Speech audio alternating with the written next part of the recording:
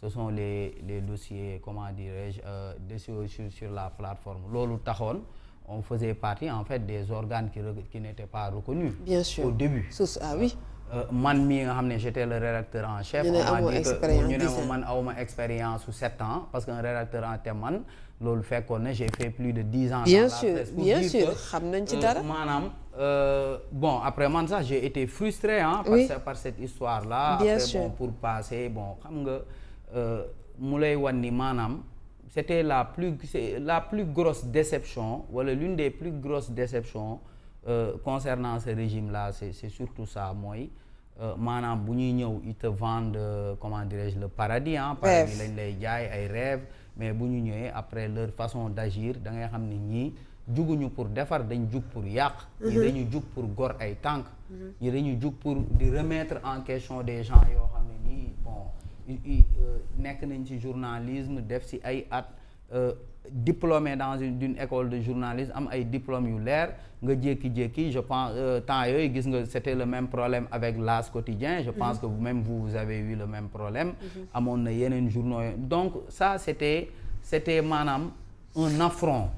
te tamit doonoon loo xam ne nii tey jii bu jàlloon rek moo tax ba mbir yi amee quand Aïssatou Diop Fall a pris son courage à deux mains j'ai dit que Aïssatou moom elle est à féliciter parce que tey victoire bi nga xam ne nii presse bi am na ko en grande partie moom am na ci wàll parce que elle a décidé de se battre là où d'autres tamit ont eu maanaam peut-être xam nga la peur quoi de faire face à l'État croyant que peut-être état bi kenn mënul moom ci dara mais lii day wane ni maanaam la justice finira toujours par triompher am na loo xam ne ni mënul jàll tout le monde sait que ñoom lu ñu doon def noonu avec le directeur de la communication comment il s'appelle je pense qu'il s'appelle Abibou Dia maanaam des gens yoo xam ne nii xam nga dañuy ñëw on leur fait faire des choses yoo xam ne nii man si j'étais à leur place je le ferais pas parce que dëgg la nit war nga liggéey war nga am xaalis war nga nekk ci yenn direction yi mais pas à n'importe quel prix parce que nit foog nga am ay conviction yu leer mais am na nit loo leen li waroo ci dugg donc mu doonoon loo xam ne nii en fait cette situation là moom la presse bi di dund ba léegi parce que ils n'ont pas seulement fait ça mais presse bi xaalis bi nga xam ne nii état bi da ko ameel booba léegi da ci tëggu loxo je parle même pas de l'aide à la presse mais les conventions ay nit ñoo xam ne ni def nañ ay prestations yu leer liggéey ko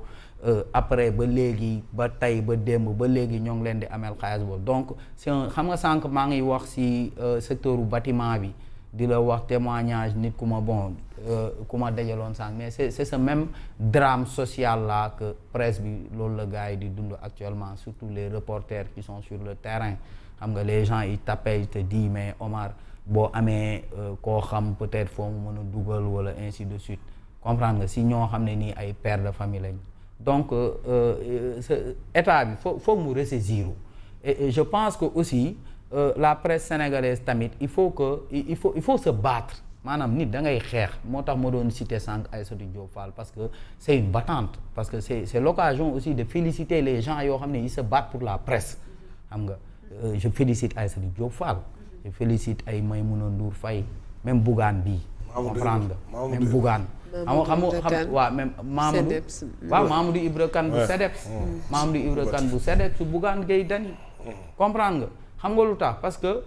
tey ji xoolal tey boo déggee ñu ne la 2STV ñu ne la ñoo ngay dàq nga dem TFM ñu ne la ñoo ngay dàq ñoo ngi wàññi ay salaire entreprise yëpp fii déggagu moo fii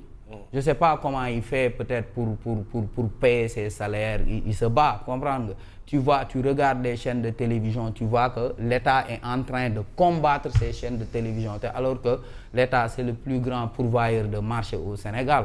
xam nga l'État a décidé de ne plus être partenaire avec wala am na ay médias yoo xam ni choisir na leen c'est tout ça parce que la presse a décidé wala une certaine presse a décidé d'être constante bañ a wàññi ligne éditoriale am ne man lii laay liggéey donc c'est le lieu de féliciter ces gens-là parce que l'histoire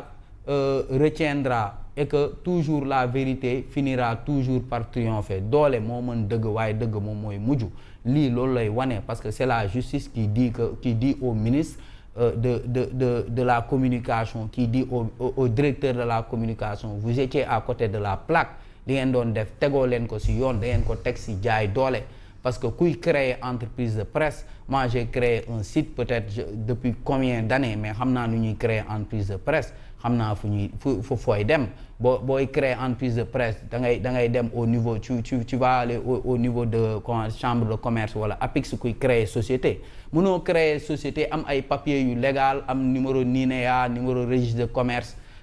am quitus fiscal xam fi nga jaar ba pare après état ñëwaat ne la damay xool ndax légal nga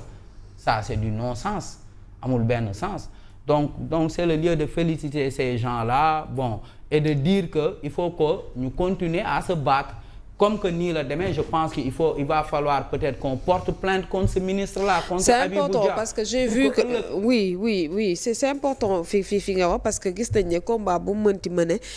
ci presse bi gis nañ ne daanaka lépp daf ko ñàkk bu ñu ko jaaralee ci yoon ak li nga xamante ne moom la ko yoon tëralee yaa ngi koy wax léegi ci jafe-jafe yi nga xamante ne secteur presse bi ñu ngi koy jànkoonteel nit ñaa ngi am ay arriérés de salaire ñu ngi nii presque mën nañu wax des médias fukki at ak juróom-ñaar presque ñaar fukki at ñu ngi doog a toog ay ñoo xamante ne dañuy toog ba le vent di doog a fayeeku seen salaire pour dire que ne c'est avec ce régime ak peut-être ñoom esprit bi ñuy demee esprit combat defante envers les médias loolu moom moo leen yóbbee jafe-jafe gi nga xamante ne tey moom la presse sénégalaise bi di dund. waaw moo tax ma ne xam nga dafa am ay nit ñoo xam ne nii. Actuellement si situation bi ñu toll parce que dafa amoon un grand kii bu ma ne Serigne Mor Mbaye je pense que c'est le psychosociologue xam nga sociologue dafa ne ma maanaam xam nga la presse boo xoolee presse dafa am engagement boo xam ne am na fu muy toll day am nit ñoo xam ne nii maanaam dañ ciy def seen xaalis mais jubluwuñu ci pour am xaalis parce qu'ils veulent aider parce que boo xoolee dans les plus grandes démocraties du monde nga xool les grands journaux ce sont des grands hommes d'affaires ñoom ñoo koy yor aujourd'hui si la presse sénégalaise survit c'est grâce à certains parmi ces hommes d'affaires là xam nga moo tax ma doon citer sànq ay ñoom Youssou Ndour ay ñoom Bougane parce que tey ñooñu comme tey jii nii si espace bi nii tey jii nii rek effacer benn Bougane par exemple boo ko effacer woon kon maanaam démocratie sénégalaise day mel ni comme des médias laay wax sax quoi du ma ne Bougane mais des médias si tu l'effaces day mel ni démocratie sénégalaise tu l'as amputé de 70% xam nga je parle pas pour plaire mais c'est une vérité quoi comprendre parce que ku si nekk xam naa sa profil am na ñoo xam ne nii peut-être ils ont profil peut-être suba mën nañu neexook état xaw a teggi seen tànk suba mën nañ kii mais y a des gens qui ont toujours été constants quoi je les ai connus dans cette constance là moo tax ma ne c'est important de continuer aussi la lutte il faut qu'on porte plainte contre ces gens là aussi le directeur de la communication le ministre de la communication là il faut qu'on porte plainte contre eux xam nga weeje leen au niveau international il faut que presse bi maanaam il faut que la meilleure stratégie c'est l'attaque c'est pas la défense foog ñu bàyyi toog défendre bi gars yi foog ñu bàyyi ragal waaw foog ñu bàyyi ragal parce que am ay patron yoo xam ne nii dañoo ragal dañu ragal quoi léegi ragal boobu noonu après gis nga boo xoolee li ñu doon yaakaar yëpp état baa ngi leen di dawloo boobu ba léegi si ay uti jil lii cutis bi demal lijjanti fii IPRES te si période boo xam ne dala étrangler ba pare di la laaj xaalis étrangler am na ñoo xamante ne peut-être pour ñu